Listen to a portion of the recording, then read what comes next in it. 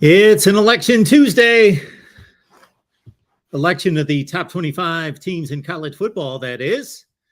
Welcome in, everyone, whether you're watching on the main channel, on the Michigan channel, the Ohio State channel, LSU, Alabama,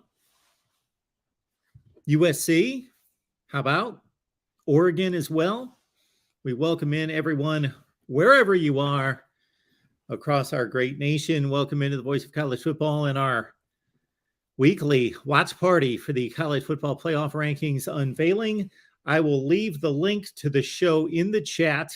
Give me a call as soon as the top 25 is released and we can take it in. We will hear from you. I had made the statement at this point last week that the placement of TCU was going to tell me more than anything else. And TCU was placed at number 7 in the country, and that told us a lot, with a one-loss Alabama team placed ahead of TCU.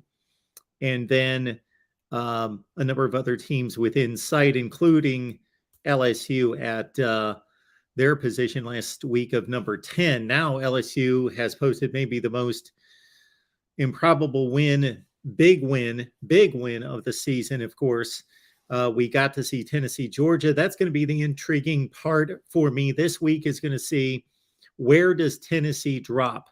I talked about this last week. We talked about it together. The loser of the Georgia-Tennessee game, how far would they drop? That shows us what the committee thinks of the SEC and those two particular teams. Of course, Clemson, how far will they drop? Most people believe that they are completely out of the playoff race. I am not one of them. I do believe that there's a viable path, but it's improbable. So we will get you the link.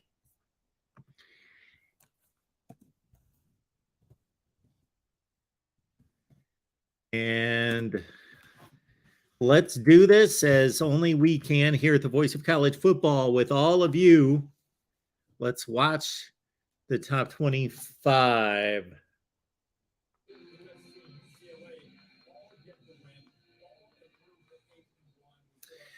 I'm glad at this point in the season, with only 3 games left, that all the conferences are still in play. I am glad of that even the Pac-12 not only has just one team carrying the banner, as it's been a number of times since the last time the Pac-12 reached the playoffs in 2016. It's typically been Oregon, has had a couple shots at making the playoff, that being in 2019 and 2021, that Oregon had a shot late in the season. But now we've got multiple teams. So there are multiple options for the Pac-12. It's not all riding on one team. I believe that USC is the most viable candidate for a number of reasons. There's not that direct comparison between Oregon and Georgia if you look at the USC resume. Also, USC can get that late season push against UCLA and Notre Dame. Those could be 2 impressive wins for the Trojans. And UCLA without the non-conference schedule to really validate their resume. So the Pac-12 is down to 3. And again, that does my heart good to see the Pac-12 with 3 in competition for a playoff spot. The SEC, my goodness, one team gets knocked out in Alabama, seemingly knocked out. I think the tide's dead. I think, but if anybody's still alive, that most likely is not going to win its conference championship with 2 losses, that would be Alabama. But LSU is not infallible by any stretch, and they've got Arkansas this week. Arkansas is not playing well, but still they've got to go on the road to Arkansas. The Hogs are just a 3-point underdog at home, so consider this. LSU wins probably the second, third most important and most impressive game of the season, and they're on a roll. They've beaten Ole Miss in recent weeks by 4 scores. They're going to Fayetteville to take on an Arkansas team that just lost to Liberty, and it's only a 3-point game. LSU is going to have to bounce back from that emotional high, go to Fayetteville for an 11 a.m. start, 11 a.m. kickoff, local time in Fayetteville on Saturday, trap spot for LSU. If you watch me on a regular basis, you know I don't necessarily believe in the trap game in terms of statistics backing up that it's valid, but I understand the theory and the situation revolving around a trap game, and that's the perfect definition. All right, let's look at the top 25. Washington won this past weekend against Oregon State. They're at 7-2. Kentucky at number 24. The Cats coming off a win against Missouri. Florida State impressive over Miami. Jumps into the rankings as well. We got UCF at number 22 after a win themselves against Memphis, and Illinois at 7-2. So we will most likely have 2 group of 5 teams in the top 25 college football rankings. The Illini fall 6 spots or 5 spots from number 16 to 21 after the loss to Michigan State. Here's the next 5. Notre Dame jumps into the rankings impressively against Clemson, of course. Kansas State, they lost to Texas, who jumps ahead of them with the same record. So Texas now at number 18. We see Tulane jumping a couple more spots with another win this past weekend. And NC State, they looked impressive over Wake Forest this past weekend at home. They are now 7-2 at number 16. So a lot of major jumps and shifts there by 5 and 6 spots there.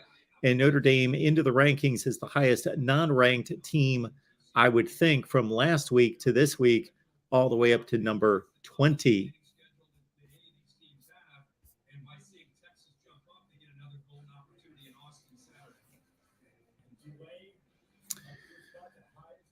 All right, let's get to the next grouping here. Let's see where Clemson fell. That should be in the next group here. Nope, Clemson's still in the top 10. Look at that. North Carolina at 15. Penn State at 14. Utah at 13. UCLA stays put. Ole Miss stays at put. The Rebels did not play this past weekend. They play Alabama. UCLA, there they are at 8-1. Not in a great position at number 12 in the country, but they've got USC potentially, of course, in a Pac-12 championship game.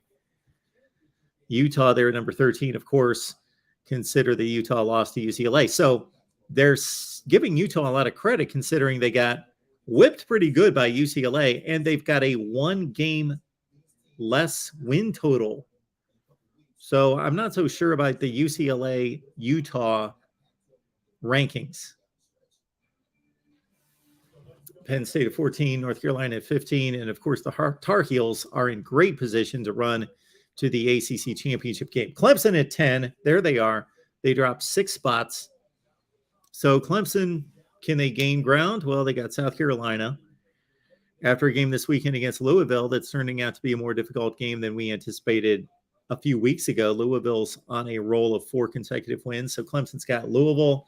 They've got a game against South Carolina. Then they will have North Carolina most likely in the championship game.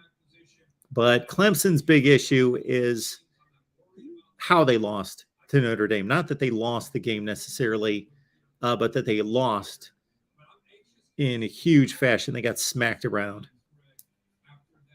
All right, let's keep it rolling here.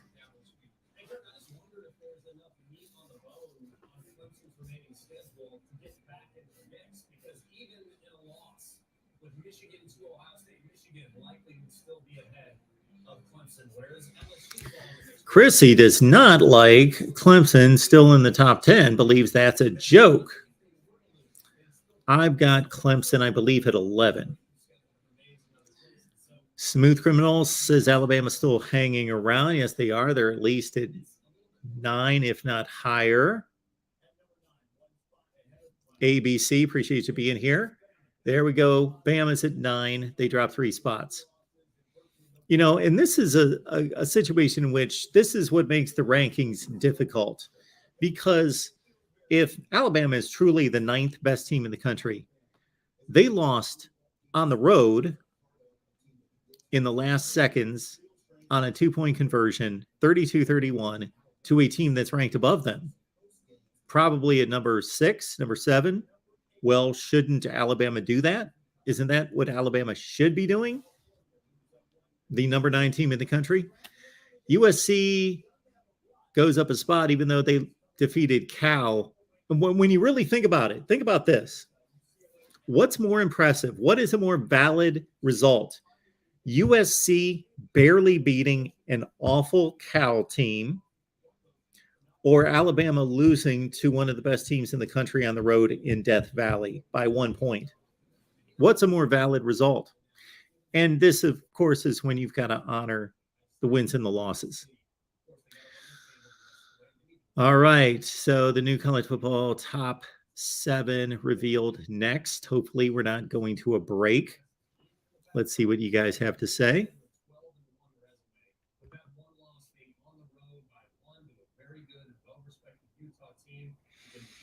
Mark says going to find out how much SEC love the committee has. Of course, the SEC does have the best wins in the country.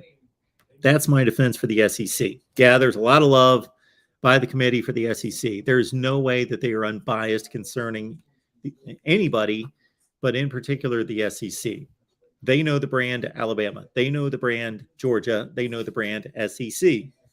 And it filters in. There is no doubt about that. No doubt that filters in. But let's also understand that the SEC is the best conference. It's the best conference. That's been proven through the years, which should not impact this. But the SEC is the best conference this year. It is the best wins out of conference. Joseph, I agree with you. You can look at Oregon and say, look at how big a loss they had to Georgia. You also have to look at those circumstances with Dan Lanning taking over, new quarterback that came in from Auburn, first game that they play of the year, travel across the country and play in Atlanta, basically a home game for Georgia. The message to Rob Mullins is schedule Portland State. Like, why do you want to schedule Georgia and lose a game like that? If you schedule Portland State, they're undefeated, and everybody's talking about how great Oregon is because, Joey, what you're saying is throw the metrics out. They're playing right now like one of those teams you don't want to get on the field with. They have something over the course Buzz, you're laughing out loud, aren't you? Yeah, this shows where our hearts are, doesn't it? I will be watching election coverage tonight. I will be watching the election coverage. Just curious. Just curious.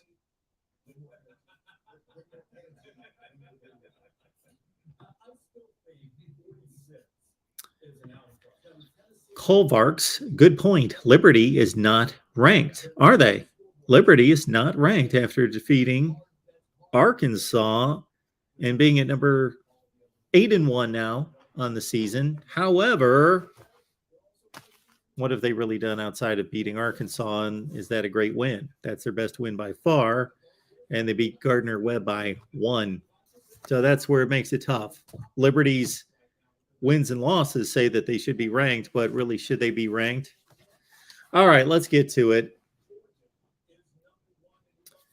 All right, we're going the opposite direction. Didn't we count up last week? They're going right to us with Georgia at number 1. Now, does Ohio State suffer from its loss or its near loss, whatever you want to call that game against, they're throwing them out there. Okay, Ohio State 2, Michigan 3. That makes total sense based on what it was last week. So Tennessee's probably going to be at 4, correct? Yeah, they're strategizing the reveal more than they used to. They used to just kind of roll up, but they're basically knowing that everybody's looking at Georgia as the number 1 team, and it's what happens after that. Now, TCU, this is where the committee makes no sense. I have no issue with TCU at number 4. I've got them at number 2, so I've got no issue with them being as high as number 4, but they were 7th last week. They were number 7 last week, and they barely beat Texas Tech and actually got a phantom face mask call that set up their comeback. Tennessee's at number 5. So then we're going to have, it just all depends on LSU and Oregon. I would think Oregon would be 6 and LSU 7. That's where I've got them placed. Here we go. Tennessee at 5. I thought they were only going to drop to 4. TCU barely beat Texas Tech, a decent team, and they jump by 3 spots. Okay. So I don't have any issue with this so far, except for where the teams were placed last week. So, all right, let's go. LSU and Oregon.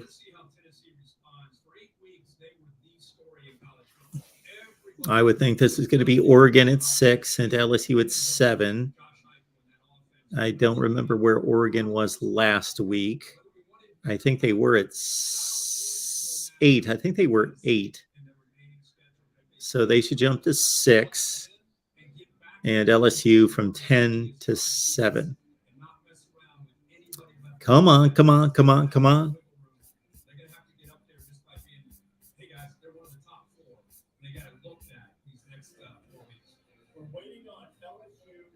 Yes, we are waiting on LSU and Oregon.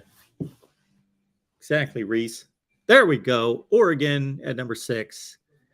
And that means LSU's at number 7. Okay, there we have it. I'm going to record this because I want to hear from the committee, but I'll watch that later because I want to hear from all of you now.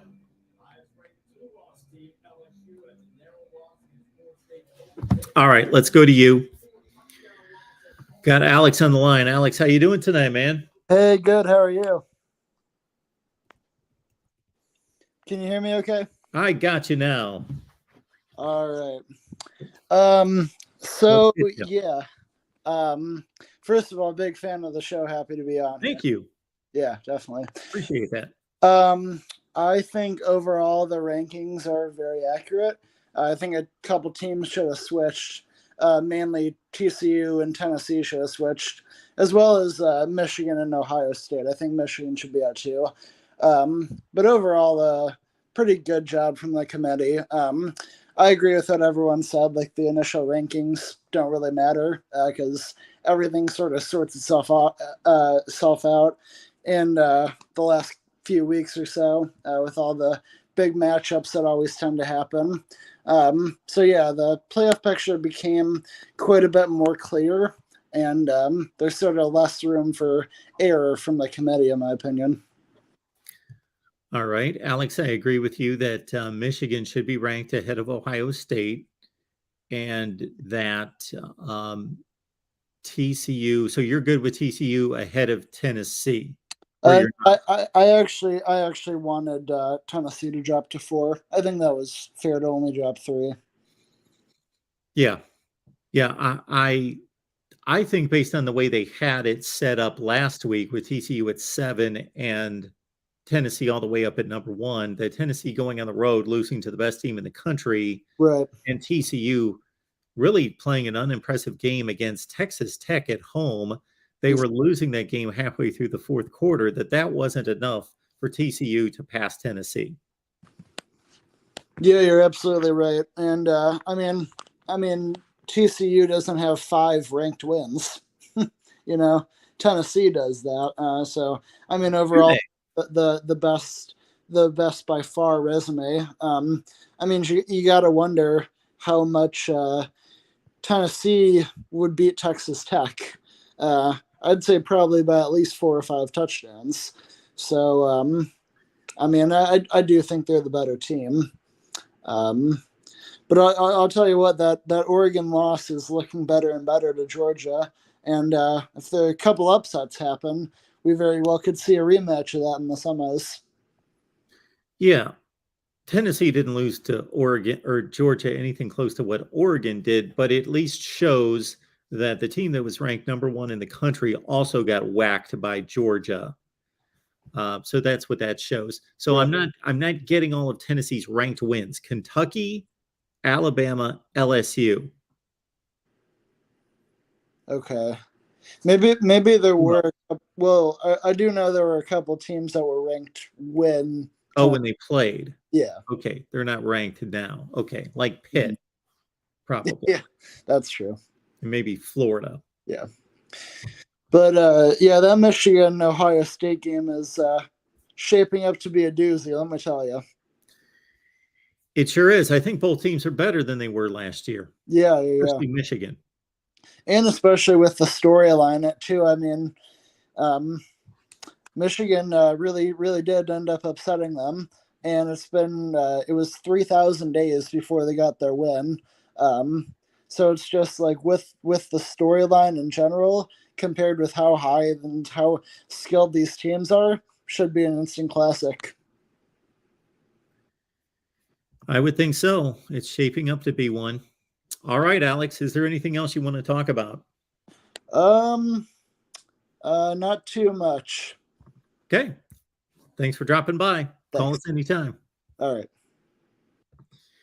It's our guy Alex stopping by for a little college football chat to lead us off here. We're going for 2 straight hours here at the Voice of College Football. We got Chris on the line. Chris, how you doing? Good. Can you tell me again I'm sorry, Mark, I was distracted, I guess, while you were announcing the top 4. Who was the top 4 again?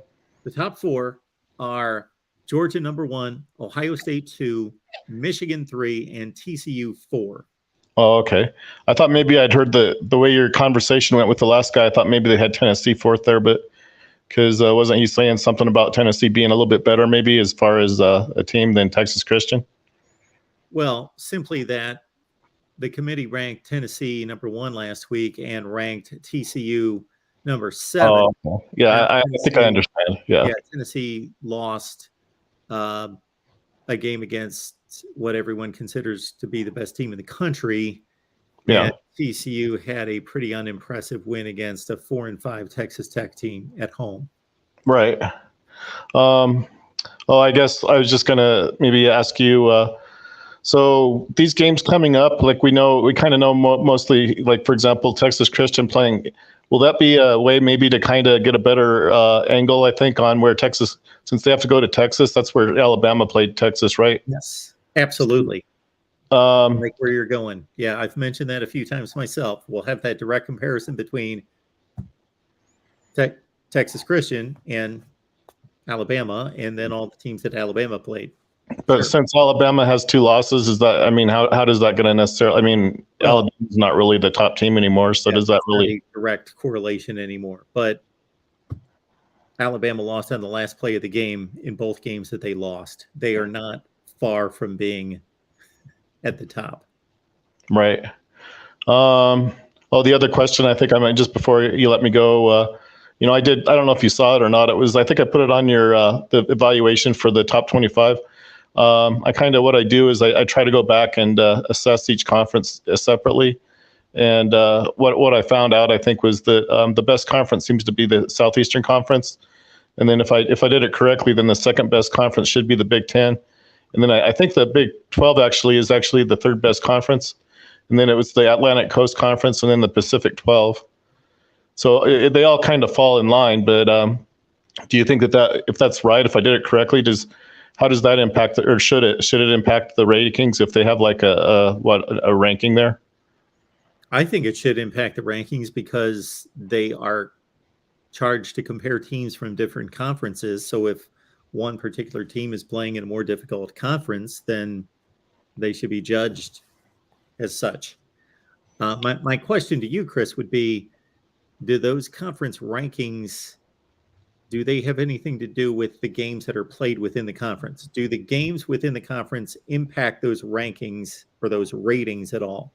Well, I could tell you, but like I said, I think you don't want to lose. I think you get concerned that I might distract people from wanting to tune in. But all I really do is I go back and I take the ratings that are already online, and then I make an adjustment to them so that I can figure out roughly where they compare against each other. And after I do that, I have to add them all together, and I just get a composite is all it is. And the composite tells me where they finish, but I guess the question might be whether I'm doing it right. That part I'm not sure about, but Okay.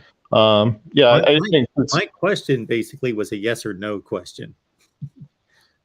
Do the games within the conference, do they impact the rating? I don't honestly know how the ratings are applied because I'm taking them from Sports Reference, and they have their own formula, Mark, and I take that rating and I make an adjustment to it, and so I can't really say I know for sure that they do or not. Is what I tell you. So well, anything else tonight? Well, yeah, Chris? there was one other question. I think you already talked about it, but I think Liberty, I mean, I don't really have them rated all that high, to be honest with you. I think I just barely have them inside the top 25, but if the committee doesn't have Liberty in the top 25, I don't think that's really fair to Liberty, is it? Well, that's a good point. They just knocked off a decent Arkansas team. Their only loss is a 1-point loss to a team in Wake Forest that has been ranked the entire season up until this week. And however, their schedule is rather weak. And that's the difficulty that I have. And I think the difficulty that anyone takes ranking seriously is trying to compare teams that have better records but play much weaker schedules in the group of five versus teams in the Power Five that play more difficult schedules. It's a difficult measurement to make. It's apples and oranges, as they say. Well, I guess this is kind of a plug, I guess, from what I do, and I'm not trying to push anything on you, Mark, but I think what I do, if I'm doing it correctly, that's the big question mark, is whether I'm doing it correctly. But for their, if you take a look, and I sent you, I think, through an email the ratings or whatever, but if you look at it, you'll notice that for their record, they're 7-1. They're really not rated that very high compared to the other teams around them. So I think I take that into account, the strength of schedule. But I still have them in the top 25. That's why I'm confused why they wouldn't be ranked in the top 25. I think they probably should be. Maybe just barely. I think I have them like 23rd or 24th. Okay. I thought I'd share that. Certainly. All right. Have a good day. Thanks, Chris. Good night.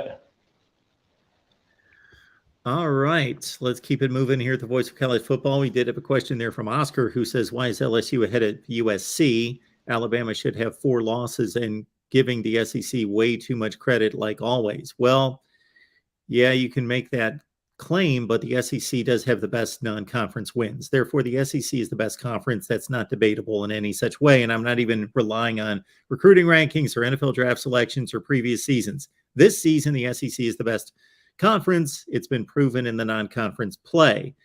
LSU has lost to 2 of the 3 or 4 best teams in the country. And they just defeated one of the best teams in the country.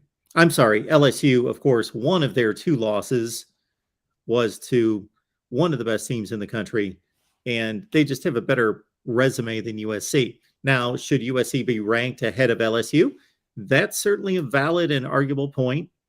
I'm not saying that LSU definitely should be ranked ahead of USC, but I rank them ahead of USC because they play a much more difficult schedule. All right, let's keep it moving here at the Voice of College Football. We got DeAndre on the line. Hey, man. Hey, Mark. How you doing, man? I'm good. So I'll keep it quick for you. I got 3 comments. Sure. First off, Clemson fans should calm down.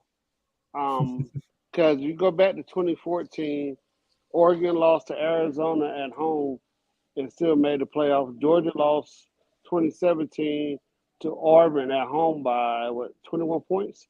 Was it 28-7? 2017? Yes, Georgia lost. Hang on. That was a blowout. Georgia lost. To Auburn, 28-7 at Georgia. Yeah, 28-7. Yeah, and the point I'm trying to make is, just like what you said about Oregon went down to the South to play Georgia with a new coordinators and stuff. Clemson went out to Notre Dame, lost in a cold weather game, which they usually don't play a lot, and they lost the game. There's no excuse, they lost the game, period. But there's history about teams losing 2 in the playoffs, and this new playoff era of them still making the playoffs. And if you look ahead, a lot of these schools still got to play each other. Ohio State, Michigan, Oregon, USC, UCLA, USC, LSU. I think got to still play Ole Miss. Am I correct? Or they already lost to Ole Miss? They beat Ole Miss. Okay. So my next issue. Don't get me wrong. LSU will probably beat Clemson right now because of the way Clemson defense is playing. I hate that they keep blaming DJ, but I would like to make this point, and I think I brought it up last week. Let's say LSU does lose another game. How in the world can you put LSU over Florida State if they lose another game? They got the same record. So that's why I have an issue with these rankings. I kind of agree with the Okay. last guy. Go ahead. I know you already explained to me that you can't do it because it affects it, but that's going by the records. If you're 8-1 and the other team has 2 losses, you haven't played that team, but your record should be better. The team up front should be better if they're 8-1 compared to 7-2. I know everybody said, well, it's not equal. They don't play the same schedule, but Clemson beat 3 ranked teams, correct? So you're telling me, DeAndre, and I'm not saying that this is wrong, but you're saying that all the rankings should be in order of record. You should have all the. I totally. That's the way I see it. You got 2 losses. I'm not saying that Clemson is better. That should be ranked above Tennessee or Oregon, but USC, Clemson, UCLA, they definitely should come in before LSU. I understand LSU got a new coaching staff. They lost to Florida State early in the year. I can't remember who else LSU lost to, but a 1-win team should be ahead of that. And that's what I'm saying. It doesn't make any sense because let's say they lose. Let's say LSU wins out. They lose to Georgia in the SEC championship game. How can you put LSU ahead of Florida State and Florida State beat LSU? That doesn't make any sense to me. Okay. Florida State is not going to a conference championship game. No, but that's not what I said. I said, hang on. I didn't finish. I didn't Okay. finish. Okay. So Florida State is not going to a conference championship game. LSU, Right. in your scenario, is going to a conference championship game. And even if they lose to Georgia, they will be 10-3, and Florida State will be 9-3. So even if you go by your record sequence, LSU should be ranked ahead of Florida State. But I can give you about 82 other reasons why they should be ranked ahead of Florida State. But they play head to head. Record. Yeah, okay, I can see that, but they play head to head. They will have a better record. Okay. Every team that plays that, you mean that every team that has a head-to-head win should, regardless of their record? No. That's all I'm not saying. Right now, who does LSU play this weekend? They're playing Arkansas. Okay, more than likely. You're saying that if they lose to Arkansas and Florida State wins, that Florida State should be ranked ahead of LSU. Exactly, because of the head-to-head.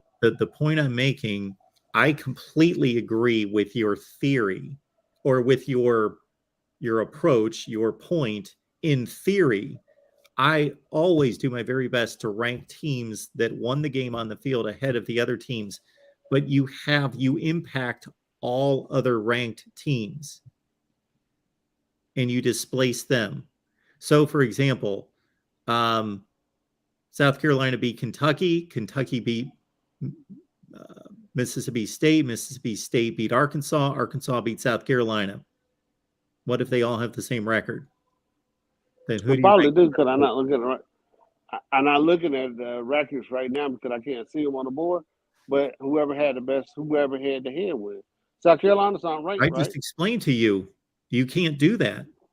Okay. You can't do it because South Carolina beat Kentucky and Kentucky beat Mississippi State and Mississippi State beat Arkansas and Arkansas beat South Carolina. They all beat one another. So you can't honor the head-to-head. Okay. But I don't see how you're going to come up with a fair system because if you beat them head-to-head on the field, what else you put in there? Because I'm just saying, this is what I apologize for getting off track. You can't tell me that LSU with 2 losses should be ranked ahead of Southern Cal. I understand you might say Southern Cal plays, LSU played in a harder harder conference, but that doesn't mean they're going to win on the field. But by record-wise, Southern Cal should be ahead of LSU. Yeah. Well, simply, you believe that the ranking should go exactly in order of record. Yeah. Yeah, Yeah, you don't care. that's all You I'm don't care what saying. their schedules are. Right. I mean, I can't help who they play. Like I see y'all talk. I heard y'all talk about Liberty. I'm gonna let you go after this, but this is what I got to say about Liberty. BYU probably has a bigger budget than Liberty, correct? Yeah. Arkansas probably has a bigger budget and more recruiting programs than Liberty. Yes. So they beat two traditional. Well, I'm not gonna say when I say traditional powers, they're traditionally pretty good teams. So they beat those two teams that has bigger budgets, bigger fan bases. Yeah. So that's what I'm saying. So I give them respect for that. But I'll let everybody else get a chance to talk, Mark. You have a great night, man. Thanks, DeAndre. Appreciate you being here. So I agree with what DeAndre's saying in regards to I can understand it. I shouldn't say I agree with it. I understand his point that he simply wants to say schedules be damned, whoever has the best record. So you line up all the 0-loss teams, then you line up all the 1-loss teams, 2-loss teams, 3-loss teams. And then I guess you go to schedule because obviously you've got a tie for all those positions. So I don't know what he does about that. But I get his point. However, that especially breaks down when you involve the group of 5, and the group of 5 is involved. Before we take our next call, Rocky's here. Rocky, appreciate you being here. And for the question, is there a scenario where Michigan and Ohio State get in? Yeah, there are scenarios. I'll give you one. I'll try to give you the most reasonable scenario off the top of my head, understanding, Rocky, that there's no formula to this. If there was a formula, then we could release the formula and everybody could just calculate the formula and say, well, here are the 8 ways in which Ohio State and Michigan both get into the playoff. But we don't know that because it's a subjective decision by a committee. So this is all speculation based on just what we can try to determine what they are thinking. All right, here would be one. Georgia wins the SEC. That knocks out LSU. Tennessee loses a game, most likely to Kentucky. That knocks out Tennessee. So you've got one team from the SEC, Georgia. Then you've got, of course, let's say Michigan loses the game against Ohio State. They've got to play that game extremely close. Look impressive otherwise. In 2 weeks against Illinois would help against a ranked team.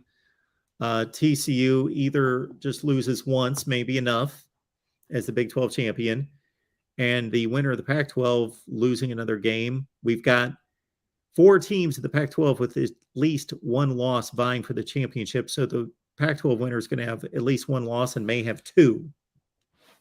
The championship game may involve a 2-loss team. They could win the championship game in the Pac-12.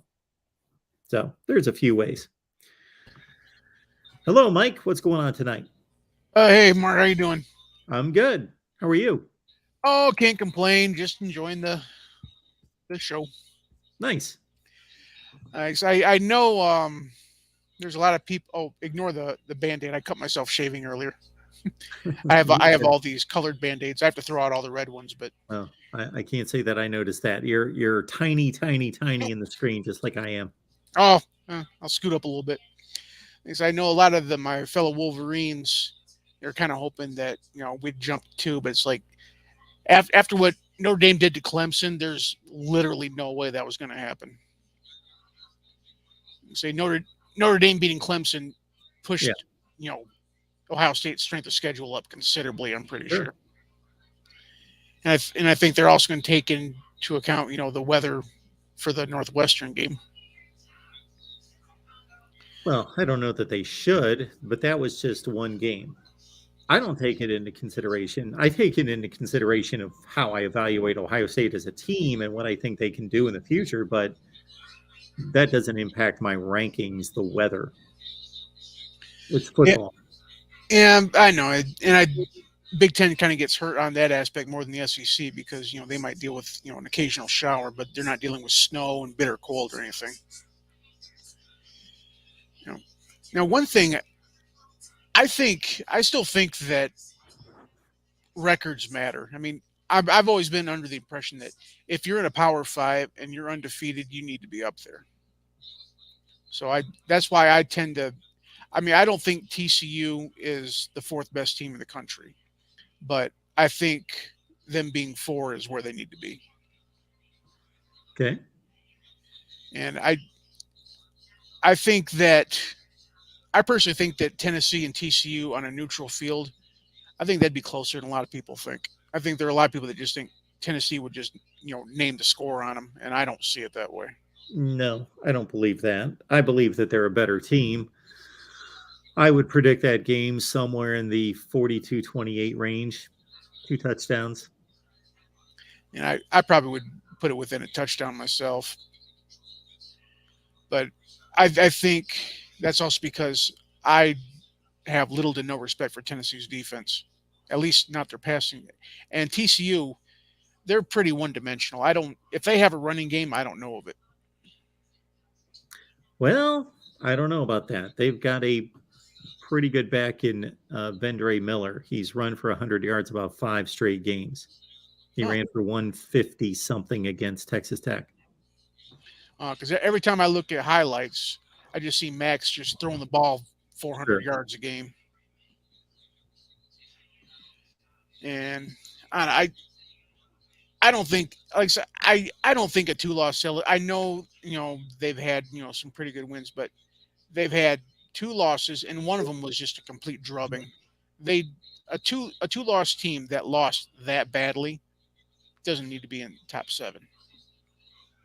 LSU. Yeah. Regardless of who they've beaten. Yeah, I know they beat, but a lot of that also comes back to they beat Bama, and at this point, Alabama is the name. People are voting for the name. People are rooting for the name. People are wanting to see the name. They're not actually looking at the team. This team is in disarray. They're in disarray. Yes. I think 99% of the teams in America, probably every team in America not named Georgia, would like to be in such disarray. I know that Alabama takes a hit, and I'm somebody who's taken shots at them as well, especially after the Texas game, in which I did not believe the better team on the field won that particular game. But other than that, we do realize that this goes both ways, that Alabama's, I can't put my fingers close enough together to share with everyone how close they are to being 9-0. They lost in 2 of the most difficult places to play, and they lost on the last play of the game. And this team's in disarray. Well, this is also a team that could be 5-4 as well. Yeah, they're not a 5-4 team. We all know that. Yeah, I know they're not a 5-4 team, but they could have played. They've been playing like they could be a 5-4 team. Yeah, I think they're much closer to 9-0 than 5-4. Well, they were one play from losing to Texas A&M. All Texas A&M had to do was just score from the 2-yard line, and that game's over. Sure, but they were also playing with their backup quarterback. They were playing without maybe the best player in the country. And I remember making that case recently, but I also made the fact that A&M's also playing a backup quarterback. Well, depending on who you think they're, Texas A&M's in such disarray, they don't even know who their quarterback is. You could make an argument about amongst 3 guys. Well, once they made the switch from Haynes King to Max Johnson, they kind of lit a spark. Here's a stat for you, Mike. TCU is 9th in the country in rushing yards per attempt. 9th. Yep. Wow. They can run the ball. Well, that's kind of a shot on the people that think that TCU has no offensive line, because you can't have that many rushing yards per game and have a terrible offensive line. I mean, unless you're Barry Sanders. Yeah, they don't have any of those guys. So I guess their offensive line must be decent. They're 1 spot behind Michigan. Well, that's some pretty rarefied air there, because we all know that our run game's solid. Alabama's awful rushing attack is 3rd in the nation in yards per attempt. 3rd. Yep. I'd have lost that bet. Well, now I do know that Alabama's offense, I mean, they're not terrible. I mean, they're pretty good. Alabama's weakness is the defense, in my opinion, specifically the secondary. Yep. Now, granted, I would want to take out, let's say, FCS opponents or weak group of 5 opponents when looking at these stats. Plus, they involve sack yardage too. But anyway, it's close enough.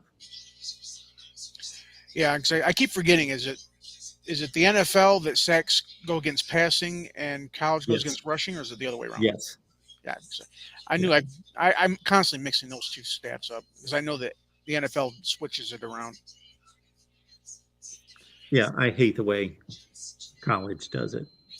And I think I think my point might be amplified next week because I think Saturday is when Alabama goes down to Oxford and plays Ole Miss, isn't it? Yes. I like Ole Miss in that game, especially now. So Well, Ole Miss is still playing. They might be the most or the least talked about team that has a playoff path. and I think they're kind of hurting from the fact that LSU still controls the destiny over Ole Miss, even though they have 2 losses. Yes, Which because I don't like. they lost head to head. But Ole Miss could be sitting there at 11-1 at the end of the year. You talk about a screwed up playoff scenario. What if LSU wins the SEC? So they've got a 2-loss championship team, and then you've got Georgia with 1 loss, 12-1. Tennessee and Ole Miss both go 11-1. 4 No. teams in the SEC have 1 loss or are the champion. Yeah, I hate to play devil's advocate here, but I couldn't even play devil. I'm trying to wrap my head around a scenario where that could happen, and I don't think the committee could even possibly fathom a 4-team SEC. I don't even think they can really realistically do 3. Well, I'm not saying that they should put them in. I'm just saying that there could be 4 teams with a resume worthy of consideration from one conference. Well, and I do say Ole Miss does have. I mean, they don't have the easiest schedule coming down the pipe, but No. it is manageable. Like I said, they got Alabama at home. Yeah, that's considered manageable. I think the Egg Bowl at home. Yeah, they've got. I'm trying to think who their other game is. They must still play Texas A&M. I think it goes Alabama, Texas A&M, and Mississippi State. Yeah, because I think Texas A&M is usually their second to last game before the Egg Bowl. Yeah. And I think what is it? I don't have it up. I know they play Alabama and Oxford. I thought the Egg Bowl's in Oxford too, and I think they go to College Station for A&M. No. That's right. They beat Texas A&M 2 weeks ago, so their second to last game of the season must be Arkansas. Yeah, that's it. Yeah. Yeah, they beat Texas A&M 31-28. Yep. Now, Arkansas looks like a pretty easy win. But I was preseason. I was saying that Arkansas is one of those teams that a lot of people were high on early on, and I'm like, there's no way this team is going to be even better than, I'd say, 8-4 at best at the end of the season. But there were a lot of people. It was like last year. Remember, last year they opened up the season with two big wins against both the Texas teams, and then they kind of fell down from earth there. Well, I don't know how much they fell. They went 9-4, finished in the top 15 in the country. Yeah, they were. A lot of people were talking about them as playoff material. I don't see how. Yeah, I don't know who those people were, but it's probably the same people that thought Alabama was going to drop down last year as well. Okay, Mike. Anything else? Nope. Pass the torch. Thank you, sir. Yeah, thanks a lot. We will keep it moving here at the Voice of College Football. We got Kovarks on the line. Hey there, Mark. How you doing? I'm doing well. What's on your mind? I got a few things I want to talk about. Just there's some things with this poll this week that I'm not too big of a fan of. So I wanted to get another opinion to see if I'm like. Okay. First of all, just to correct you, it's not a poll. Nobody's taking a poll. It's true. It's true. It's the rankings. Right. I use them interchangeably, so that's fine. That's not accurate, so I'm sorry about that. So why is Clemson 5 spots ahead of North Carolina when they have the same loss, but North Carolina played Notre Dame much closer, and they both play in the ACC and have had pretty similar schedules up to this point? North Carolina played Notre Dame closer? Yes, they only lost by 13. Okay. Did you watch any of the game? I did, but I know at the end they made a really good comeback, if I'm correct. Yeah, it was a pretty meaningless comeback. Like Well, they got okay. blasted. So anyway, I would agree with you that Notre Dame's win against Clemson was more decisive, more dominant than their win against North Carolina. But they beat North Carolina comfortably as well. Okay. And they also beat them on the road. North Carolina was playing at home. Clemson had to play on the road. But I think regardless, that's not the distinction made here.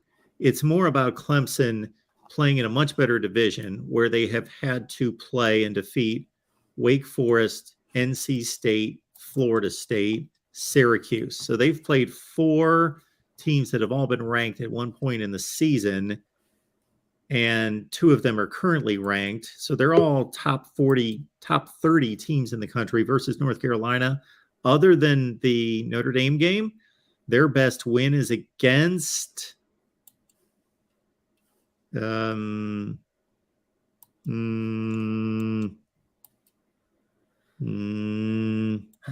nobody. Like their 8 wins are against Appalachian State and Florida A&M outside the conference. Let's see. They beat Pitt, Virginia. I'm sorry. I thought they had played Wake Forest and NC State already. Or I thought they had played Wake Forest already. Oh, they got Wake Forest this Saturday. Next week, yeah. So that's my yeah. Okay, so and then they'll play NC State at the end. Yep. Yeah. Okay, so I guess that makes more sense, but so that'll be a good comparison once we get to that point. Okay, North Carolina and Clemson versus Wake and versus NC State. Yeah. And Georgia Tech. They played them as well. Yeah. All right, well that's fair. So, what about see, I really don't like having UCF ranked but not having Liberty ranked. So Liberty has a better record. Their only loss was by I'm sorry, sir. Back up one second. They have a better record than who? Liberty? UCF. Okay, 8-1, 7-2. Okay, go ahead. Liberty, their only loss was to Wake Forest by 1 point, who is a top 30 team. UCF got crushed by ECU. So why? And then Liberty's got a win over Arkansas. All right. So when we look at UCF, they lost by a touchdown to Louisville, who's getting better and better and better, but still not a great loss. But Louisville's a top 40, 45 team. UCF beat Georgia Tech by 17. They beat SMU by 22. They beat Cincinnati by 4. They beat Memphis by a touchdown. What is Memphis now? Memphis is 4-5, so forget that. All right, so you got yourself a good point there. Compare that to Liberty's. So their top end of their schedule, to your point, is better and more impressive, their results, than UCF's. Yeah. On the other hand, their schedule is pretty awful. Yeah. Let's pull it here. Well, I can't believe. So, I mean, truth be told, I've only been paying attention to Liberty past couple of weeks with the BYU and Arkansas game. I didn't realize they almost lost to Gardner-Webb. Yes, they beat Gardner-Webb by 1 point. The BYU game in any other year would be a pretty impressive win by 27 points, but BYU has just fallen off the map. Arkansas is not a good SEC team, but they're an SEC team that's beaten the likes of, if we want to bring it full circle, Cincinnati, in South Carolina, teams like that. Auburn, Old Dominion by 2 touchdowns. They beat Akron. I don't know how a team in the top 25 can only beat Akron by 9 points. Akron is an awful team. Beat Southern Miss by 2. Beat UAB by a touchdown. That's a interesting comparison you've got going there between those two. Yeah, so like Honestly, what I'd compare most though is UCF's best win is Cincinnati. Liberty's best win is probably Arkansas. But if you put those against each other, who's got the head-to-head? Yep. Arkansas beat Cincinnati. So Yep. I don't get how you could rank UCF all the way up at like, what was it, 22? But not Yes. even have Liberty mentioned. I just... Well, I who get knows? They that- might be 26. We don't know. True. But obviously there's not 26 spots on that board. So, and then one last thing that I wanted to bring up, and this Sure. is a pretty crazy scenario. Like, I don't think this is going to happen, but Yep. it's kind of a fun what if. Also, in a way, a bit of a scary what if. So let's imagine if Ole Miss wins out and goes 11-1. Yeah. Let's say LSU wins out and goes 11-2, Okay. and they win the SEC. Yep. Georgia wins out except for the SEC championship game and is 12-1. Yes. Tennessee wins out and is 11-1. So did you catch the last caller? I did not. I've been I bouncing. laid out the exact same scenario Oh, because we were talking about crazy scenarios, and I said, take this one in, and I laid that out. 4 teams from the SEC would all have deserving, valid consideration for the playoff. Not saying that they should be selected, but any of them being left out can throw up their hands and say, look at our resume. yeah. Yep. That's fair.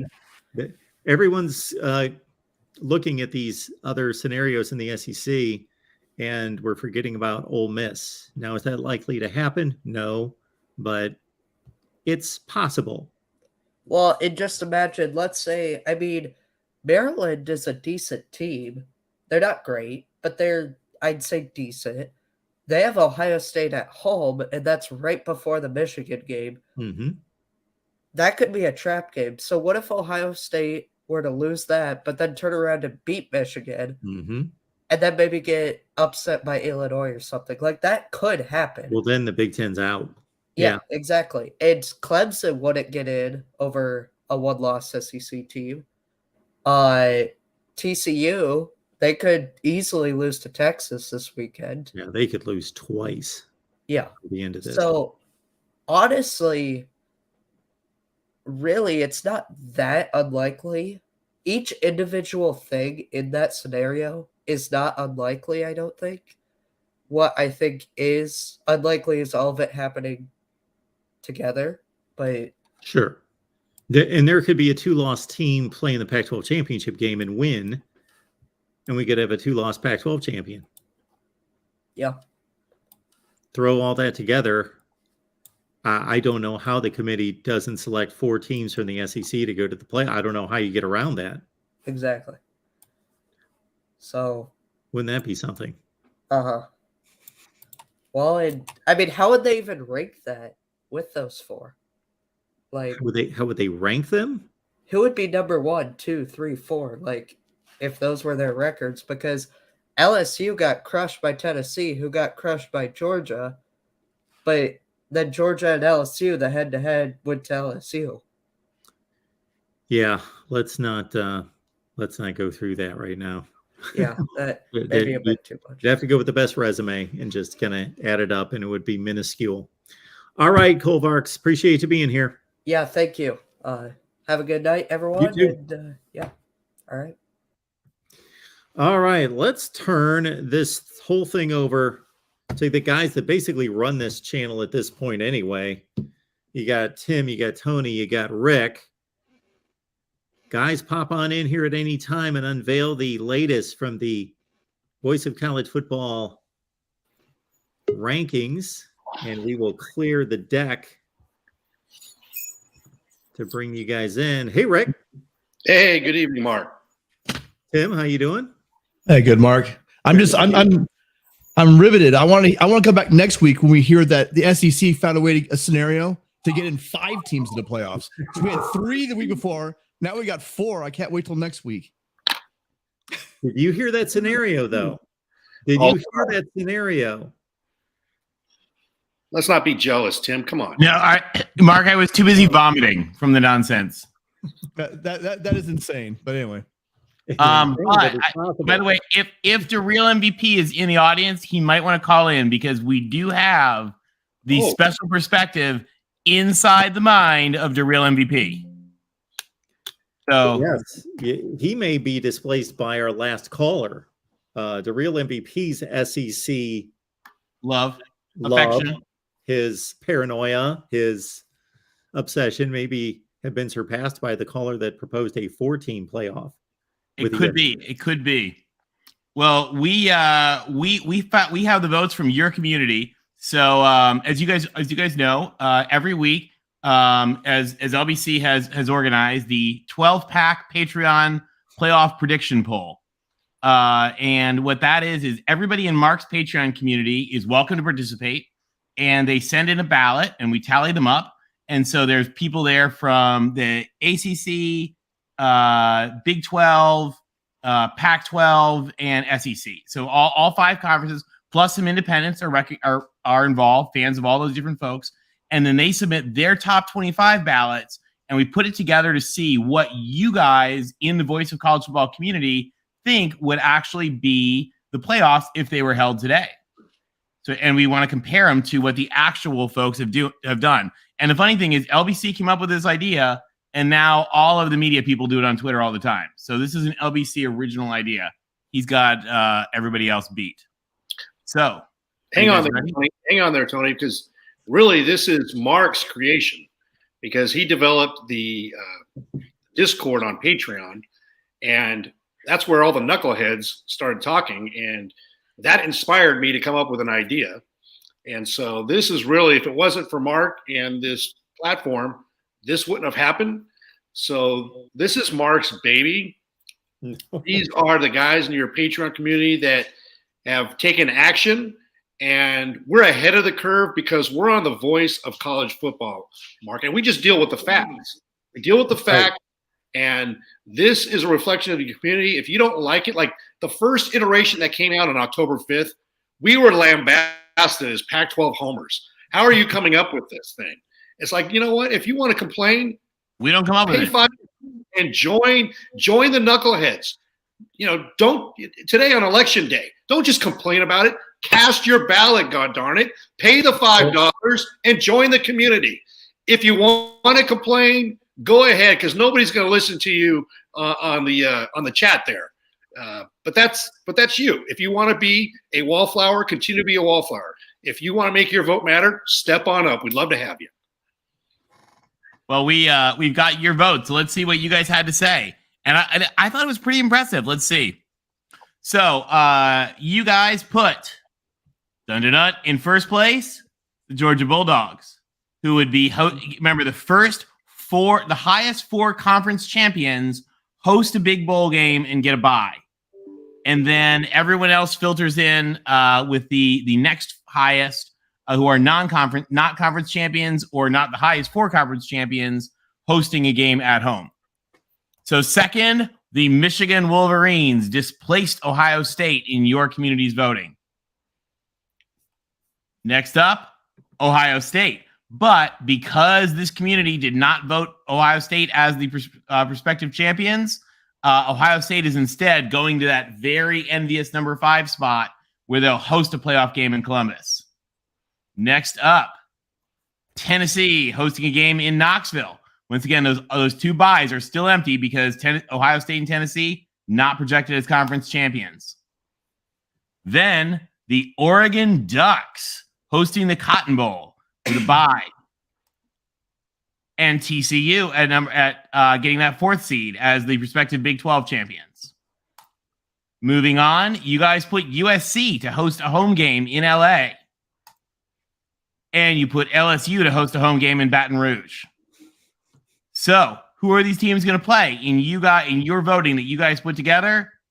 Well, LSU is going to play UCLA in a rematch of the game where UCLA won last year. USC is going to play Alabama in the Coliseum.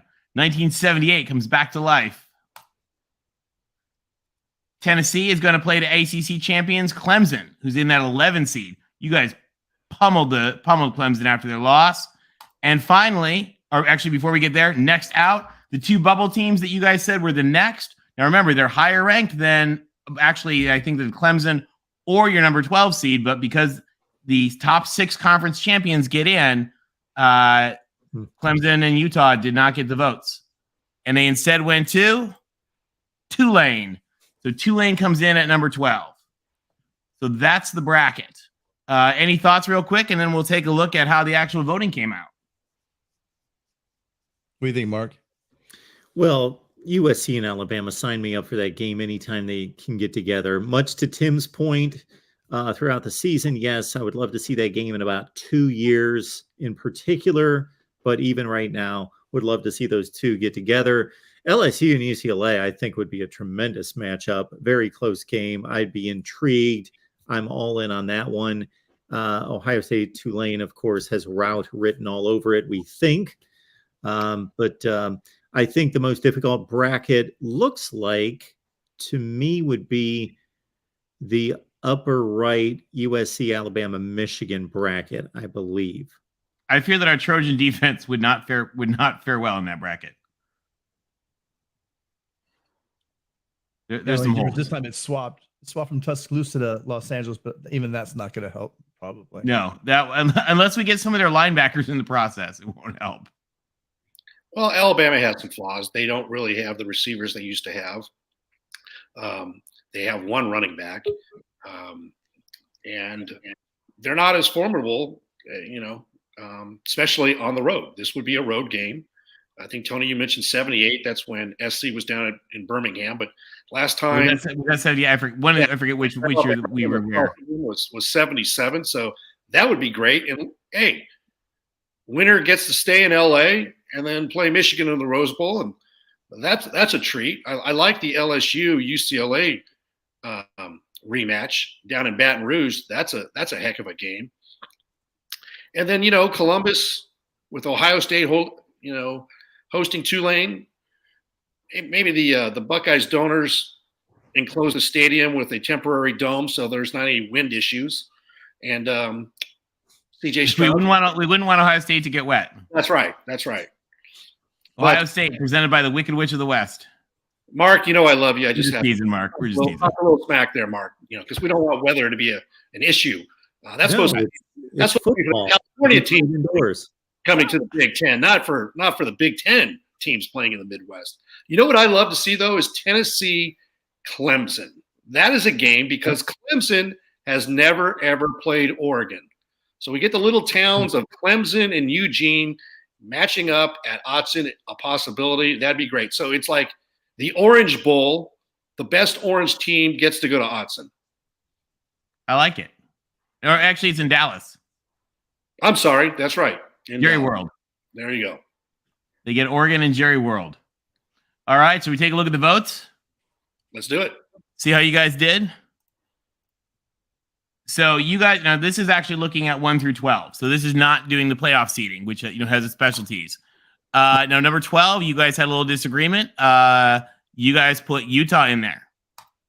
Number 11, there was unanimous Ole Miss across the board. You guys did really well, really consistently. 10, the Voice College football community, they hit Alabama worse, and it looks like the playoff hit Clemson worse. The community, Mark, your community valued UCLA a little higher. They put them at 9, Alabama versus Alabama. Your community put LSU 8, then USC. So those two were flipped. Now, Mark, your community, they do not believe TCU is going to, they still think TCU are Make-A-Wish kids. So they've got TCU at 6, Oregon at 5. Your community put Tennessee 4, Ohio State 3, Michigan 2, and everybody knows after this week that Georgia's number 1. Okay. So I think your community votes. I don't see anything really outrageous here. You guys punished Clemson for losing to a team that lost to Stanford. That does, we think, maybe make Stanford the ACC champion since Notre Dame has whipped Clemson, whipped North Carolina, and whipped Syracuse. So your community does not respect the ACC this year, Mark. I'm very surprised that Clemson only dropped 6. the other knuckleheads that are on ESPN dropped them 6 spots, as you pointed out, Tony, to a Notre Dame team that lost to Stanford and Marshall at home. And Stanford is arguably the 11th best Pac-12 team. And we know what everybody in college football thinks of the Pac-12. I think Chris brought it out that his format, the way he comes up with these conference rankings, he doesn't know if they're right, but he comes up with these conference rankings, doesn't disclose the formula. But he has the Pac-12 as 5th, which I find kind of surprising. But I can understand that because a lot of people don't see the Pac-12. Because to answer Ferris's comment, just real quick, Rick, not to interrupt, guys, there's actually fewer Pac-12 voters than most other conferences. So there's not. I think we're the only 3. So falling 6 spots is a little bit troubling. That is a bad loss because the way they lost, and Notre Dame was 5-3, they're 6-3, they were unranked. Goes to show it's tough to win on the road. And It Ferris, is. I don't know if you noticed it, but the knuckleheads are voting. Have you guys 2, not 3? So I don't know why Ferris is ringing in unless he thought they were number 1. But Yeah. They were a little kinder to Michigan. Mark, Now, guys, where would Mark have Clemson? Mark, where would you put Clemson? I've got Clemson 11. Okay, so split the difference. I've got them at 11 because I'm also looking at, I'm not going to overreact to one game. And I do think that their wins are fairly substantial. They're not impressive in the way they won the games, but I think Syracuse, Florida State, NC State, and Wake is a collection of decent wins, not great wins, decent wins. And the Notre Dame performance was atrocious. See, what I don't get is, looking at the College Football Playoff Committee's rankings, Ole Miss had a bye. They didn't play. They have, I believe, 1 top 25 ranked win in Kentucky, if I'm not mistaken. And UCLA has 2 now. Washington's ranked in this week's college football playoff rankings. I believe they were 25, and they beat number 13 Utah. And their loss was to a number 6 Oregon. So how UCLA doesn't go ahead of Ole Miss, that's a little bit questionable. I don't understand that. With 2 quality wins. yeah, I agree. Yeah. So Now, if you're trying to insert logic, do we want to delve into the mind of the real MVP? sure. He's here on the line. All right, ladies and gentlemen, we're welcoming in the real MVP. DeReal, welcome to the show. Thank you, Tony, Tim, LBC Trojan, Mark. Well, DeReal, we wanted to know how you think about playoffs. So we got together Ouija boards, voodoo dolls. We went to some witches. We called up Miss Cleo. We did everything we could to try to figure out how would DeReal look at the playoffs. And first of all, I think we should start with a fallacy. There's people who have the wrong idea. Most people think that this is how DeReal would stock the playoffs. That it would be an all SEC playoff, adding, of course, Texas and Oklahoma, and that, just the bubble teams would be Sewanee and Vandy. Well, But Tim, in this bracket, Tony, in this bracket, Kentucky's got to be number 1. Well, they are 7 because you have a little bit of sanity. This is only your slightly peyote fever pitch dream. Fair enough. But you got a nice good win at home over Oklahoma, and then you got a chance to beat Tennessee in the Rose Bowl. So this is what people might wrongly think is your bracket, but DeReal, we have more faith in you. I talk to DeReal MVP all the time, and I think this is truly unfair. I think he would clearly have only 11 of the top 12 teams coming from the SEC. Well, he does have Tulane because they're a former SEC. I think that he would squeeze the Ohio State-Michigan winner into the playoff. Well, here, let me show you once we got the Ouija board together with Miss Cleo, we got a better answer. And I'll show you. This is what we figured out was the real inside the mind of DeReal MVP. And here's what he decided. He has Georgia number 1. We think he has. Now, remember, he respects the process. And respecting the process means you got to have the other conferences in there, but you stack them so the SEC can win. So we think he has Michigan number 2, USC number 3, Tulane number 12, Texas number 4, Clemson number 11, Notre Dame number 10, and Ohio State number 9. Now, why are these engineered this way? To showcase the glory that is that sacred body of the Southeastern Conference, because he's going to have Ole Miss against Ohio State. He's going to have Notre Dame against Alabama in Tuscaloosa. He's going to make Clemson go to Knoxville for a Big Orange showdown. And he's going to make Tulane stay home for play in Baton Rouge. That, by the way, super fun game. And what does he think is going to happen? Well, first of all, 2 teams are not making it. Oregon, because they got a beat down from the SEC, and so they're just there to rub their nose in it a little more. And Kentucky, because he doesn't actually want Kentucky to play any of these teams. So Kentucky instead is just like slightly denied. And what would we have then? Well, clearly he would want Ole Miss to win that one. He would think that LSU would beat Tulane. Actually, that's true. He would think that Alabama would make just waste of Notre Dame. Tennessee would whip Clemson.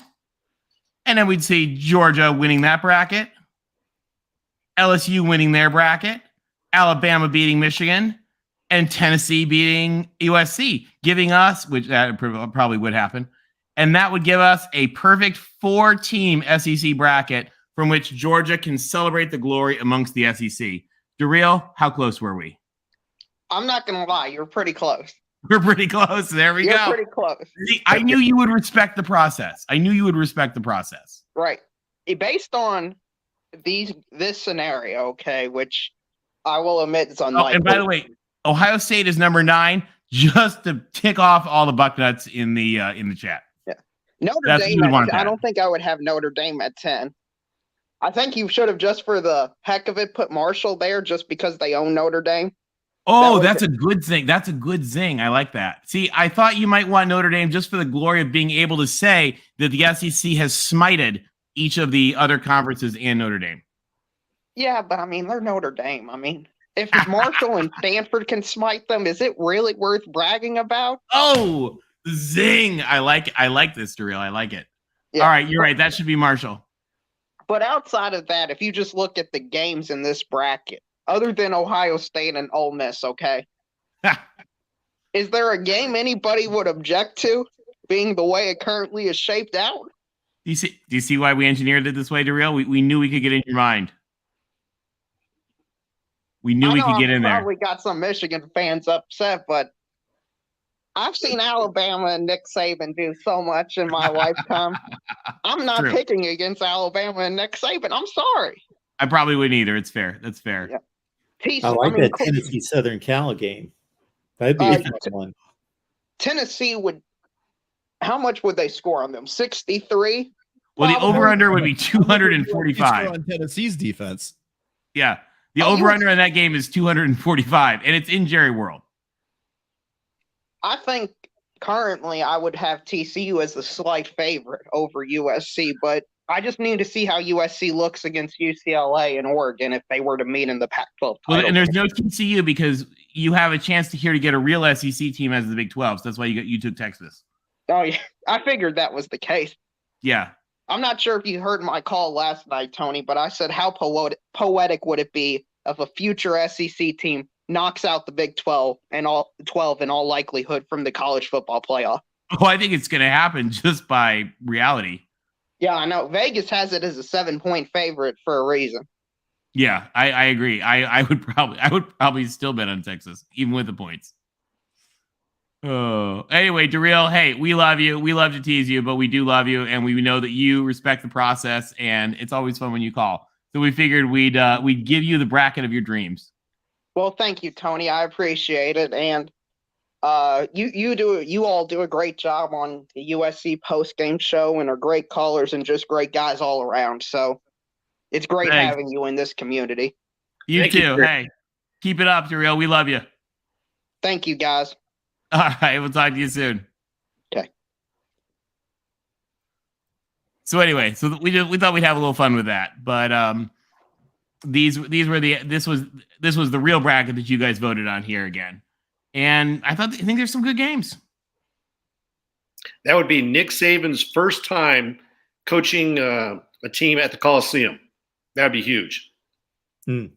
Never coached a game at the Coliseum. Kind of like Bear Bryant. Got my Bear Bryant hat on tonight because I never thought I'd see a day in 1 year with Lincoln Riley that we're ranked above Alabama in the college football playoff. So I didn't get dressed for the occasion.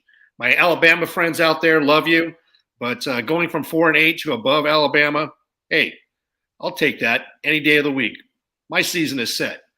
I have realistic expectations. The BCS screwed it up because Saban should have played USC. The BCS messed that up when he was at LSU.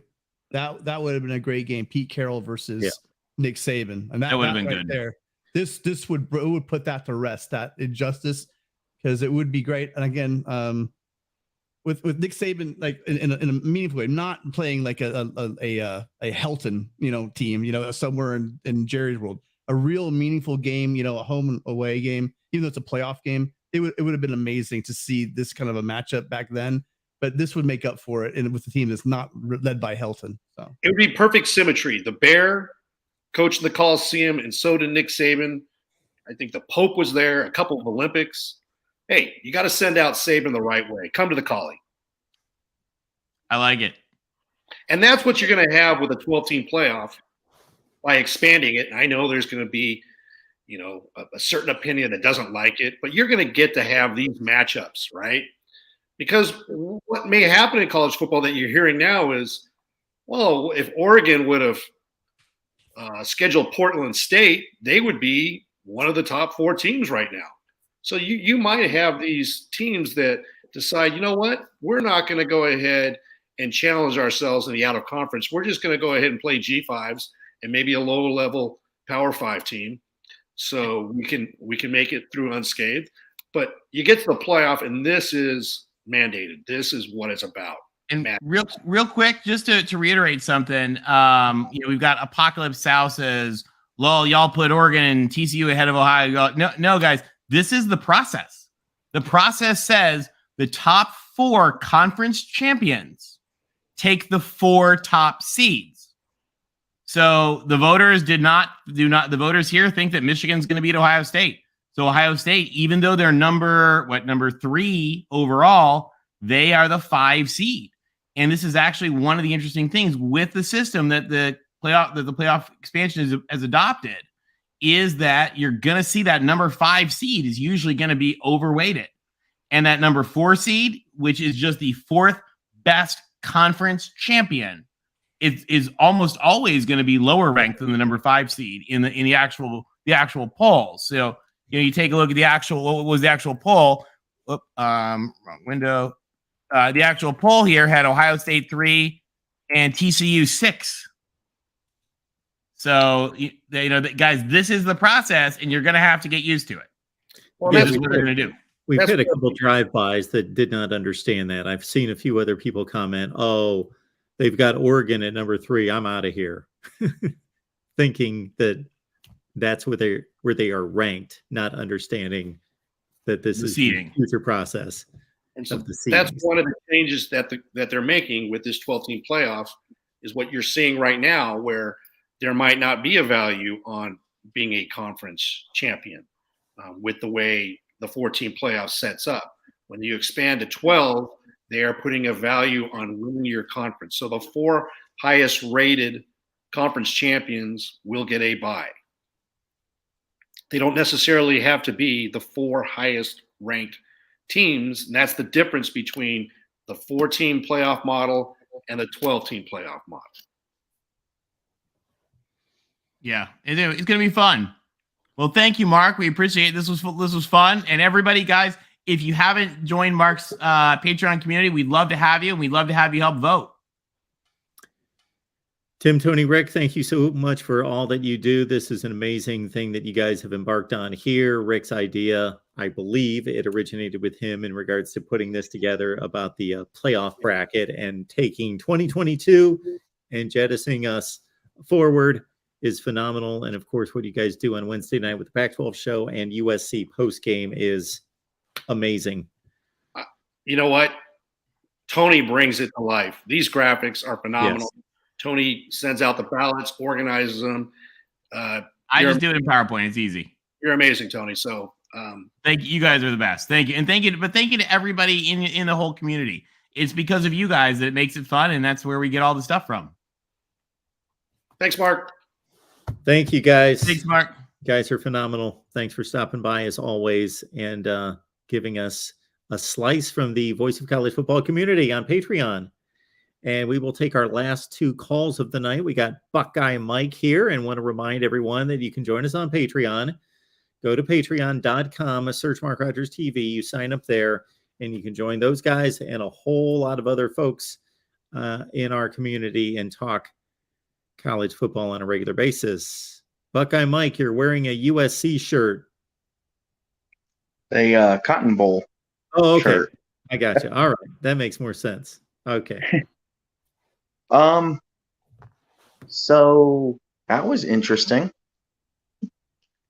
They had the idea to take the current situation in college football, move it forward to what the 12-team playoff limitations and format is, and see how it would play out then. So after seeing the rankings, I kind of feel like I'm crazy putting like Bama and Clemson where I did. And you've got Bama and Clemson where? Bama 11, Clemson 12. And they have Bama at 9, correct? Yes. I feel like nothing against DeReal or any of the SEC fans here, but that makes me feel a little bit of the SEC bias coming back into play. Well, then you shouldn't feel like you're crazy. I don't know. It's contradicting because I feel crazy because of the way that played out. But at the same time, I'm like, you said I shouldn't, because you even agreed that makes sense that they should be right around there. Yeah. Again, depending on what you value in rankings, I think there are different ways to do it. So did you see the report about Scott Frost potentially being the next coach at USF? I did not. Since they got their brains beat out by UCF a few times when he was the head coach, that wouldn't surprise me. Me either, honestly. It actually got me to thinking, do you think Scott Frost is kind of like Luke Fickell in the sense of he was at UCF. He did really good at UCF. He went to Nebraska and crapped the bed. Where, yes, Luke Fickell wasn't given a fair chance and opportunity as the head coach at Ohio State. So, like everybody said before, we don't hold it against him. But he didn't do very well for obviously 1 year. Then he goes to Cincinnati and completely changes the culture. I guess my point of the question is, do you feel like, I kind of feel like they're both smaller program coaches, like a smaller program is the proper fit for them? Well, you say that about Scott Frost based on experience, based on the sample size that we see. Mm-hmm. I don't know why you say that about Luke Fickell. Right, because there's not really, I mean, there's the 1 year at Ohio State, but yeah, we shouldn't really hold that against them. Yeah, that was not his program. Right. I mean, I guess time will tell, because even though it'll still be Cincinnati, they do go to the Big 12 in a few years. So, I mean, maybe time will tell. I don't know. Yeah, depending on whether Cincinnati really has the chops as a program. to succeed at that level, with or without Luke Fickell. Right.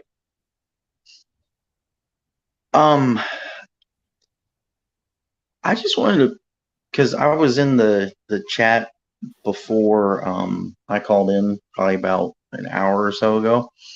I just want everybody that's still in the chat to know Ohio State is not the only fan base where the fans are crazy. And I know that from experience because I worked for the parking company for the OSU football games last year.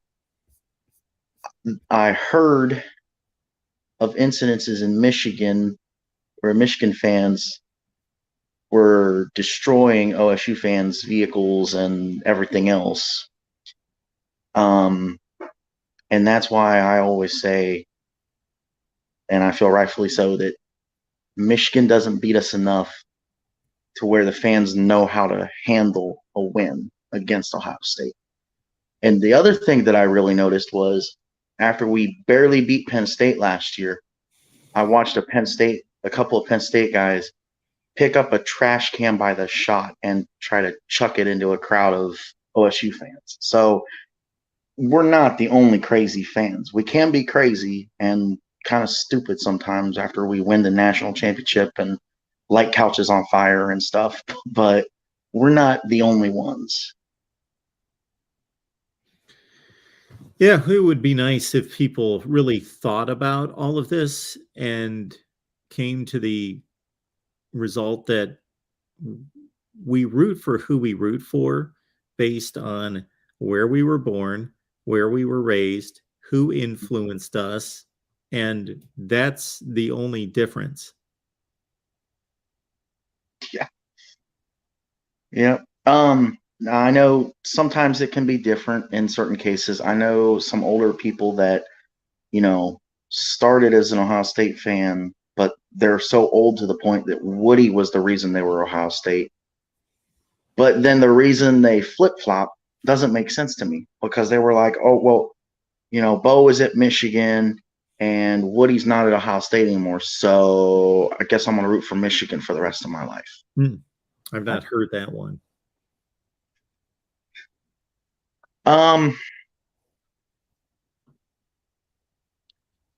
So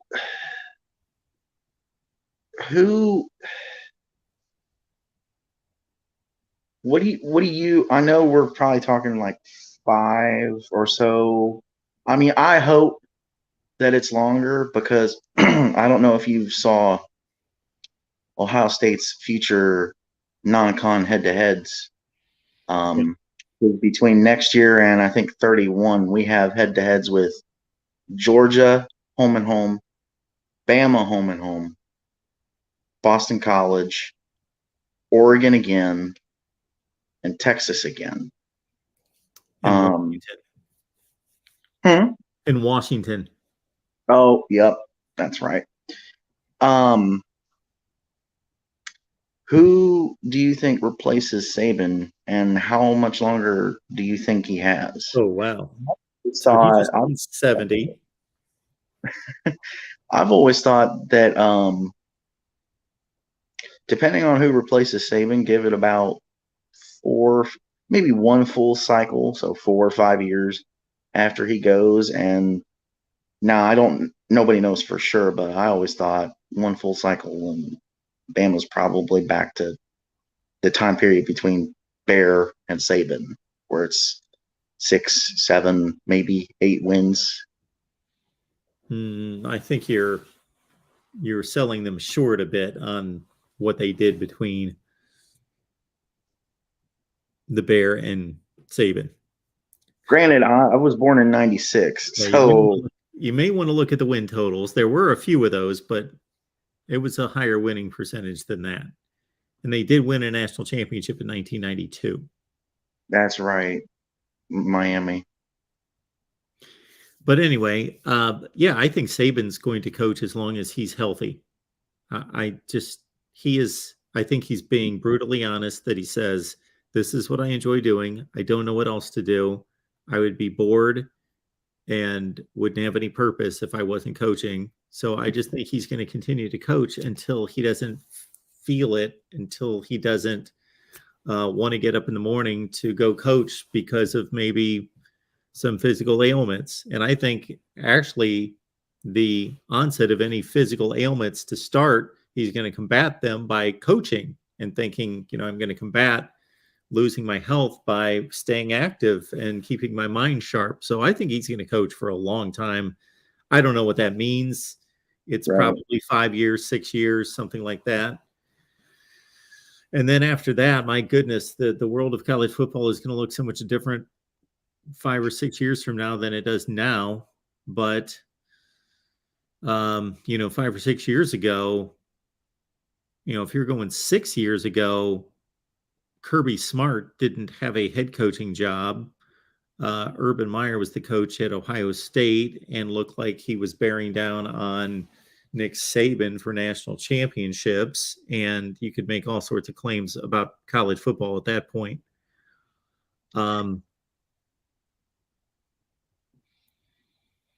So Dabo Swinney's the interesting one there because I don't know if he would want to take on that challenge.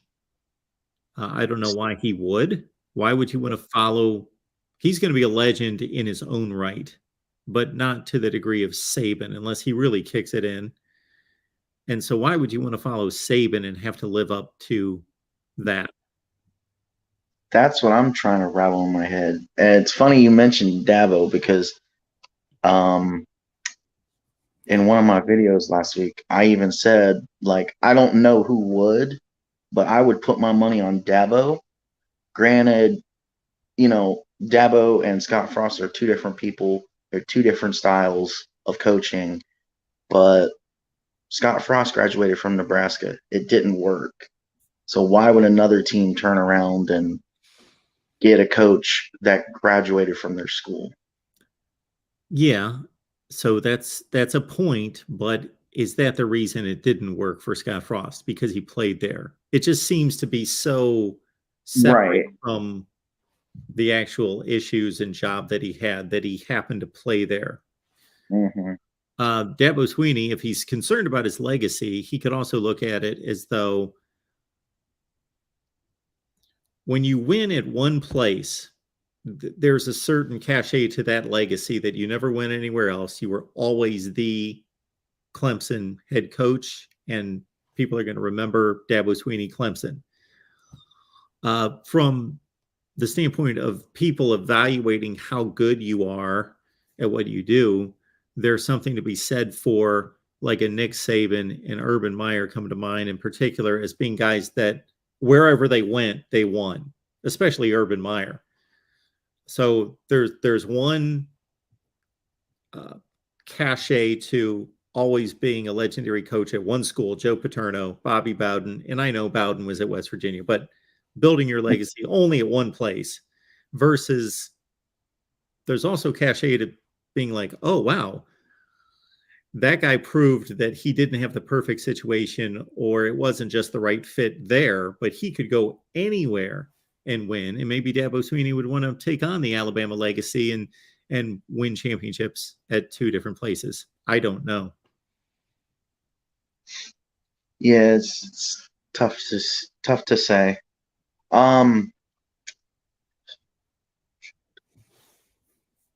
So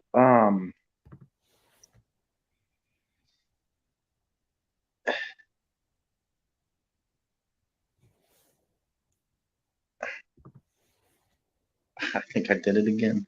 As far as I can think of, I need to start writing my questions down for you. As far as I can think of, I think that's just about it. Okay. So, all right, Buckeye Mike. Appreciate you stopping by. No problem. Everybody have a good one and go Bucks. All right. We got Jackson Johnson. What's up, Mark? What is going on tonight? Nothing much. Just I just have a question about Alabama and Clemson being ahead of UCLA. That's one question I got. Is UCLA gonna have to just really win out to prove that, hey, we're as good as these guys, why do you have Bama and Clemson ahead of us? They're basically out of it. Well, why is Clemson out of it and UCLA not? Yeah, well, UCLA lost to Oregon, but Clemson got beat down by Notre Dame. So, and UCLA, all they'll have to do is beat USC, right? They got to win their other games, of course, like Arizona, California, which are pretty easy. If they treat Arizona and California like USC, right? And whoever they play, like say Oregon in a rematch or a Utah in a rematch, it would be more likely Oregon. And they beat Oregon in the rematch. They got themselves a pretty good, standing, so to speak. Yeah. Hey, we should be in, and TCU being fourth in the nation, which I say bravo to the committee. So, but do you think they did it because they like what TCU did, or do you think they wanted to show people, oh, see, we're not biased for the SEC. We're not biased. Well, if Tennessee would have played Georgia close, then there's no way that they would have moved them down that extra spot. I think that was their deciding factor, that the loser of the Georgia-Tennessee game would drop to 4 because they wanted to continue to honor Ohio State and Michigan as undefeated teams. So the loser of that game would go to 4 if it was a decent game, but if one team was dominant, then that losing team would drop as long as TCU won, because TCU's victory was not impressive. It was sloppy. I wouldn't have raised TCU from 7 to 4 and dropped Tennessee to 5 behind them. So I have no issue with TCU being ranked ahead of Tennessee, but I have an issue with it based on where they were ranked last week. Yes. Texas Tech, if anybody was watching this game, they were up 17-13 with about 11 minutes left in the game. Right. And Texas Tech stopped TCU with a third down sack. And one of the best defensive linemen, his last name's Wilson, in the Big 12, had the sack on Max Duggan. And they mistakenly called him for a face mask when he had the shoulder and he turned Duggan down. And why they didn't replay it and review that call, I have no idea. So they stopped. And I'm not saying they would have won the game, but you're up 17-13. There's 11 minutes left in the game. You stopped TCU deep in their own territory, like at the 10-yard line. You're about to get a punt with a 4-point lead with 10 minutes left to about midfield. And instead, TCU gets a gift first down and they go ahead and score and take the lead and never look back. Yeah. It was that close. Well, Saturday, they got to show the committee a lot, that's for sure, because they're going to Austin, Texas. Funny thing about Texas is they don't bring their A game against somebody like a Texas Tech, for example. But they brought their A game against an Alabama and an Oklahoma. Yeah. And I have a feeling they're going to do the exact same thing against TCU. So it's TCU play without best wide receiver in college, and they're starting left tackle. I think that would be their best wide receiver. I don't know that Tay Barber is the best wide receiver, and they're starting left tackle. So fair point there. Texas Tech played without their starting quarterback, so we can counter that. Oh yeah. Donovan Smith did not play, and Texas Tech's second and third string quarterbacks were not that good in that game. Back to your point, where were we on? Oh, the Texas game. Yes. Yeah, I think Texas shows up and plays all out. They're at home, and they showed up big for the Alabama game. They showed up big for the Oklahoma game, and they won this last game against Kansas State. I think they're going to be really tough to handle. Oh, yeah. But and here's another one. Oregon being sixth in the nation. Now, it looks to me they got a real tough stretch to end the season, right? Because they got Washington coming home, right? Yeah. And then next Saturday, the big one against Utah, revenge game. And then you got the Civil War, or I like to call the Gravity Falls Bowl between Oregon and Oregon State. And they got to go to Corvallis. That's going to be a very, very ugly night or day for Oregon, basically. But they get through those games, and then they get through whoever it is, USC or UCLA. Win those games, you got yourself in for a little bit. But that one thing that's still against them is that 49-3 beat down by Georgia in the Chick-fil-A kickoff. Yeah, we can't get around that. It can be explained away, and I agree with the explanations because I've made them myself. Dan Lanning was not just the first game coach at Oregon, a first time ever college football head coach, and putting together a staff and being ready for that good of a team pretty much on the road. Yeah, it's a tall order that he walked into. But the result trumps everything. We can have all sorts of theories and considerations of why Oregon got their rear ends handed to them. Like that's the kind of score that Georgia puts on the Citadel. Yeah. But yeah, it's and how about with Bama LSU, right? You know, Bama looked very undisciplined on Saturday. Matter of fact, they look very undisciplined this year. And, you know, losing Scott Cochran has hurt them badly. Would you like to hear the stats from 2021, 2022 without Absolutely. Scott Cochran? Okay, so 2021, they were 99th in penalties per game for the whole year. Tied 99th. And this year, they are 129th in penalties per game. Now, you add those two, it's 228, and then you divide it by 2, and it equals 114 in penalties per game. That is the average without Scott Cochran. Bad look right there. And, you know, Bill O'Brien, I'm thinking is going to be going at some point, and I suspect that Bama is going to get a new offensive coordinator. And as for LSU, it looks to me, though, they're going to have to really, well, they got to clinch the West Division against Arkansas on Saturday, right? Then they got I forget the cupcake game they're going to play next Saturday. Oh, right, UAB, right? They're going to play UAB next Saturday. And then they're going to play the biggest disappointment in all of college football rivalry week, Texas A&M. Now, that team has gone from 6th in the nation to fighting for 6 wins. Bad look for Jimbo. But if LSU wins out, which they really should, but the tough one will be the SEC title game against Georgia. They win that game, they may have just clinched a playoff spot. Kind of similar to the 2017 Auburn team. Sure.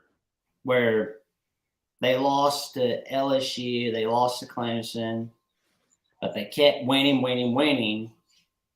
And then the SEC title game, they lose to Georgia in the rematch, and we kind of just end all discussion of Auburn getting in. The 2022 LSU team, in a way, is kind of similar to the 2017 Auburn team in that regard. What do you think, Mark? Well, yeah, the scenario is the same, that they have the opportunity to go as a 2-loss champion, to be the first ever. Of course, Auburn had those just 2 marquee wins. One of them was a blowout against Georgia. I think that game was like 40-16, if I remember correctly, against Georgia in Jordan-Hare Stadium in November. And of course, they beat the number one team in the country twice in the span of 3 weeks. Really, LSU's been able to do this with one monumental win. The Ole Miss win, I would not put that in the same category as the 2 wins that Auburn had. But yeah, here we are. They're playing, and then of course Georgia came within a whisker of the national championship. So that's what Auburn was facing in the championship game of the SEC, and LSU is going to be facing the same school that's going to have a similar status, be the expected best team and winner of the national championship. So that's what they're going to have to overcome. It's a lot. That's true. Brian Kelly's done a great job this year, but now he has to prove himself in a New Year's Six Bowl. He couldn't win one at Notre Dame, but will he win a New Year's Six Bowl at LSU? Question there. And another question I have is no mention of Liberty in the college football playoff poll. Yeah. Do you think it's the lack of strength of schedule? Do you think if they had beaten Wake Forest and they're unbeaten right now, do you think they would be the highest ranked group of 5 team in the playoff, or would it be between Tulane and Liberty? Well, Tulane lost to Southern Miss, correct? Yes. Yeah. They lost, I think, a 1-score game against Southern Miss. They beat Kansas State. That, of course, is their big win. I got to think that Liberty would have the nod over Tulane, having not lost a game. So, yeah, if they could have pulled off that 2-point conversion against Wake, they would be the interesting team to see how far they would be ranked. I would think that they'd be a top, 17 or 18 team. Absolutely. Somewhere in that range. But do you think if they beat Connecticut, Virginia Tech, and then the last easy game, New Mexico State, if they're, say, 11-1 going into the first Saturday of December, do you think they'll be ranked at any point in the playoff poll? I think they will. Should they? Well, if they're not ranked now, and if you don't believe that they should be ranked, I'm not talking about you specifically, but for anyone who doesn't believe that they should be ranked, and I think it's a valid argument on either hand, because their schedule is extremely weak. Yeah. They beat teams like Southern Miss by 2 and Gardner-Webb by 1 and Akron by 9. I'm just trying to contemplate how a team that's one of the 25 best teams in the country beats Akron by 9 points. That if you don't believe that they are a top 25 team now, how does beating UConn and all the other teams you just mentioned, how does that equate to a top 25 ranking just because you're accumulating wins against the worst teams in the country? Yeah. Well, I know this Virginia Tech team's not exactly my dad's Virginia Tech team. No. So no, they're a bottom. They're not from the Frank Beamer years. They are probably one of the 5 worst Power 5 teams. Yes. They're right in that range. They most certainly are. And here's a little fact for everybody that didn't know.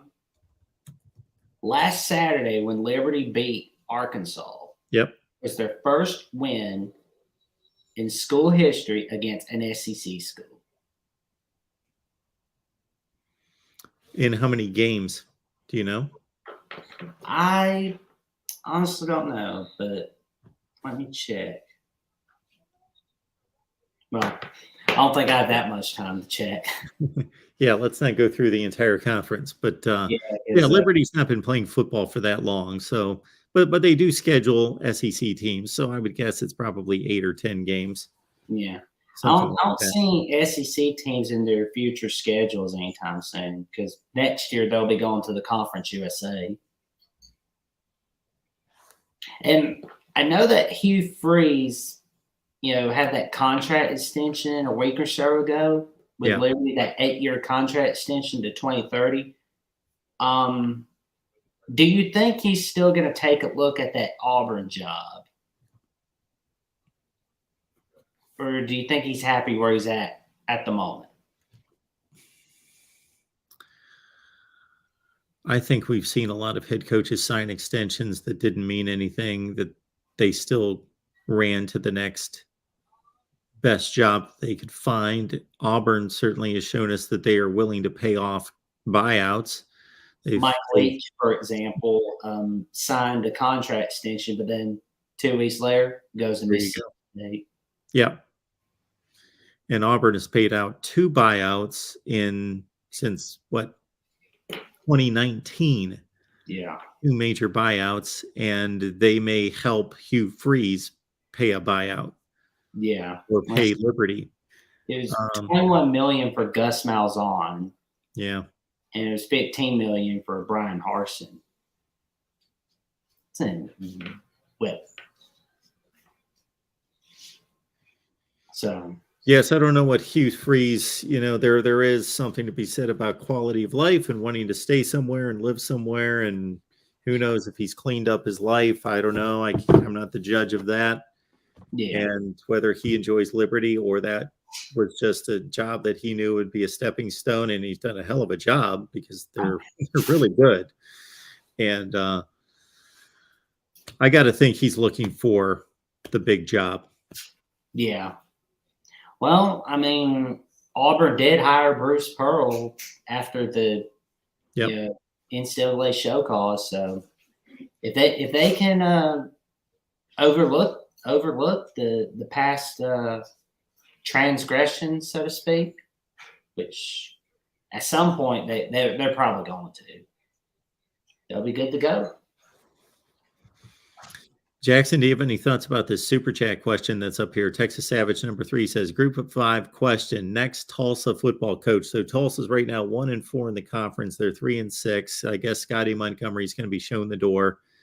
When you're talking about that level of football, you're talking about getting like a top-notch coordinator, or if you're talking about getting a head coach, then you're looking at somebody who's on the way down.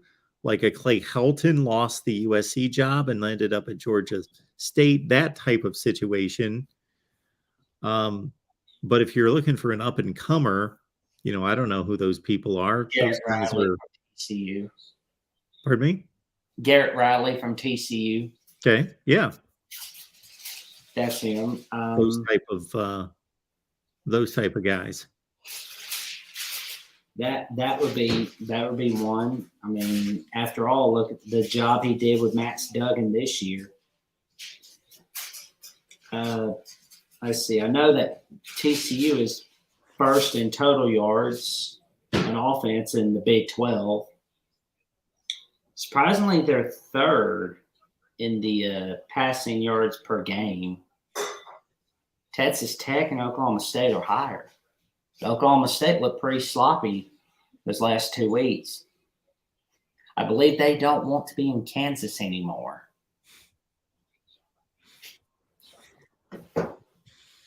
So, all right, Jackson. Anything else for us tonight? Well, let's see. One more thing.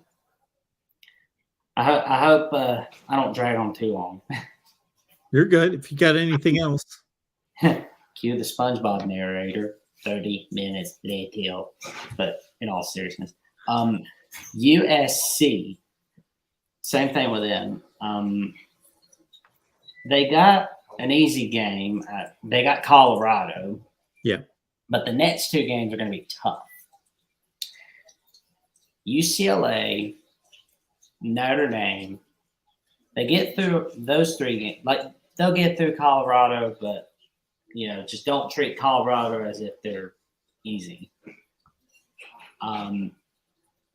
They'll beat them. Then they got UCLA. They beat them. Then they beat Notre Dame. And then they will beat, I assume, Oregon. Will they get in the playoff? Well, those are 3 significant wins. And True. this certainly should vault them, keep them ahead of a Clemson or a North Carolina ACC champion, and would make a great comparison for them against. Now, I think if TCU goes undefeated, the Big 12 is strong enough with wins against, they would have wins against Texas, Oklahoma State, Kansas State, and defeat one of them twice, that I think that keeps an undefeated TCU ahead of them. But if TCU wins the Big 12 with 1 loss, I think that USC stretch run shoots them right by TCU. Because, I mean, it's USC. Yeah, it's USC. UCLA, Notre Dame, and a Pac-12 win against Oregon is no joke. That's strong. And something to remember: if a Pac-12 team makes it to the playoffs this year, it'll be the first time since 2016 that a Pac-12 team has made it to the playoffs. Mm-hmm. So that's right. Something for Pac-12 fans to remember. Absolutely. And it's TCU loses 1 game, they're out. But 12-team playoff, we're waiting. But I wish we could get to 16 teams instead. That's a little better than 12 teams. All right, Jackson. Appreciate you being here, man. Thank you for having me on, Mark. Absolutely. Have yourself a good night. We'll see you soon. See you soon, Mark. All right, Voice of College Football, breaking it all down with all of you. We appreciate all the callers, all the comments, and all the questions there in the live chat. Keep in mind that we're back your way on Wednesday. We will see you at 11 a.m. Eastern time with the Ohio State Buckeyes live show, followed by Michigan, Florida State, and Miami at 5, 6, and 7 Eastern time on their respective channels. Also, keep in mind that our Oklahoma channel that we typically deliver on Wednesday, we knocked that out today. So our Oklahoma Sooners live show is already posted on the Oklahoma channel. So please check that out.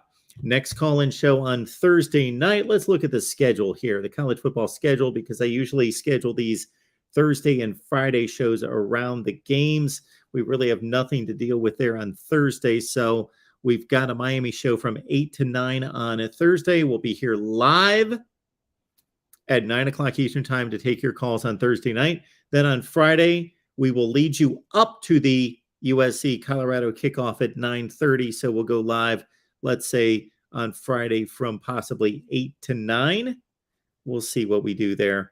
And then, of course, Saturday night, we wrap it all up. We appreciate the nice showing that we had on Saturday night with about 600 people online and about 8,000 views on the Saturday show. So thank you so much for that. Right here at the Voice of College Football. Man, I post Big Ten rankings. They go through the roof. I post ACC power rankings, nothing. So I will keep the guessing game going in regards to what content you would like to see, as I like to serve our Big 12, ACC, and Pac-12 viewers. Maybe I'll run through some college football playoff resumes and scenarios.